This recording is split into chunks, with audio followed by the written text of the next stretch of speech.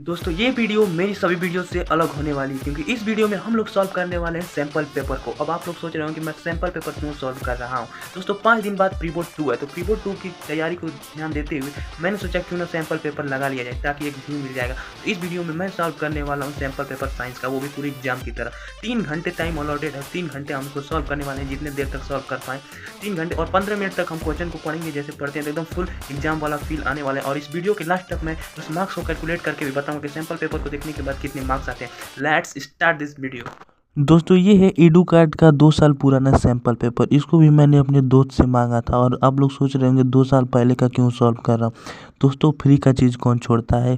तो दोस्तों इसको लेकर मॉक को लेकर मैं सोचता हूँ प्रैक्टिस करूँ फुल एग्ज़ाम की तरह। 15 मिनट पेपर पढ़ूंगा वैसे ही। तो सबसे पहले कॉपी पेन सब लेके रेडी हो जाता हूँ। रात का टाइम है, 8 बज रहा है। अब जब तक 3 घंटे 8 3 11 देखते हैं मैं इस पेपर को कितने देर में सॉल्व कर पाऊँगा। 3 घंटे से पहले हो पाएगा नहीं हो पाएगा और कितने मार्क्स आते हैं। वीडियो के एंड तक आपको मार्क्स भी पता चल जाएंगे कितने मार्क्स आते हैं। तो आपका सिलेबस ख़त्म हो चुका है या नहीं। मेरा तो सिलेबस अभी बढ़िया से नहीं ख़त्म हुआ है, फिर भी प्री बोर्ड 2 देना है तो सोच रहा था कुछ प्रैक्टिस तो होनी ही चाहिए, इसलिए सैम्पल पेपर को ही सोच रहा था एक बार सॉल्व कर लूँ ताकि अंदाज़ा लग जाए कि कितने मार्क्स आ जाएंगे। तो दोस्तों क्या आपका सिलेबस ख़त्म हो गया और आप सैम्पल पेपर लगा रहे हैं या नहीं लगा रहे हैं, और लगा रहे हैं तो किस पब्लिकेशन का लगा रहे हैं, तो फिर आप कमेंट में बता दीजिएगा।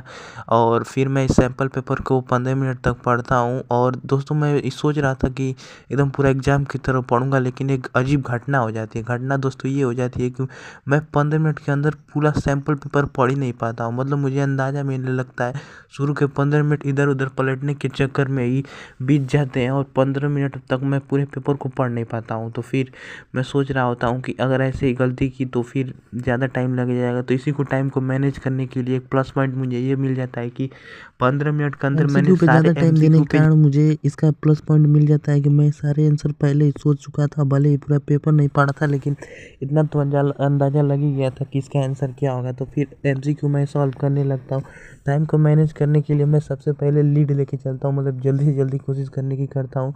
तो 32 मिनट बाद मैं पूरे एमसीक्यू को अटेम्प्ट कर चुका था। मतलब 32 मिनट के अंदर अंदर मैंने सारे एमसीक्यू कर चुके थे। और देखते हैं इस पेपर को सॉल्व करने में कितना टाइम लगता है। तो दोस्तों इस पेपर को मैं 2 घंटे 1 मिनट में ही सॉल्व कर लेता हूँ। मतलब 3 घंटे का पेपर मैंने 2 घंटे के अंदर ही मैंने इसको सॉल्व कर लिया।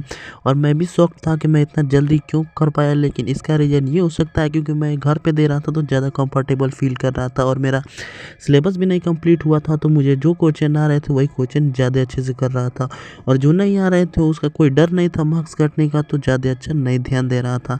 तो फिर सारे क्वेश्चन को अटेम्प्ट करने के बाद मैं सोच रहा था क्यों ना अभी चेक कर लिया जाए, लेकिन आधे क्वेश्चन चेक करने के बाद मुझे आने लगती है नींद, क्योंकि कल नहीं जाना था स्कूल। तो मैं सोच तो गुड मॉर्निंग एवरीवन। तो आज की सुबह उठते ही मुझे सबसे पहला काम करना था अपने आंसर को चेक करना। तो फटाफट से आंसर को चेक करने लगता हूँ और एमसीक्यू में आते हैं मेरे 12 नंबर, मतलब 20 में से 12 नंबर। मैं भी शौक था। और फिर इसके बाद सारा पेपर चेक करने के बाद मेरे आते हैं टोटल 48 आउट ऑफ 80। तो इसको देखने के बाद थोड़ी सी डिमोटिवेशन होती है, फिर भी कोई नहीं, डिमोटिवेट नहीं होना है, प्रैक्टिस करते रहना है, क्योंकि प्रैक्टिस मेक्स मैन परफेक्ट। तो thank you for watching this video. अब मिलते हैं किसी नेक्स्ट ब्लॉग में किसी और सब्जेक्ट के साथ।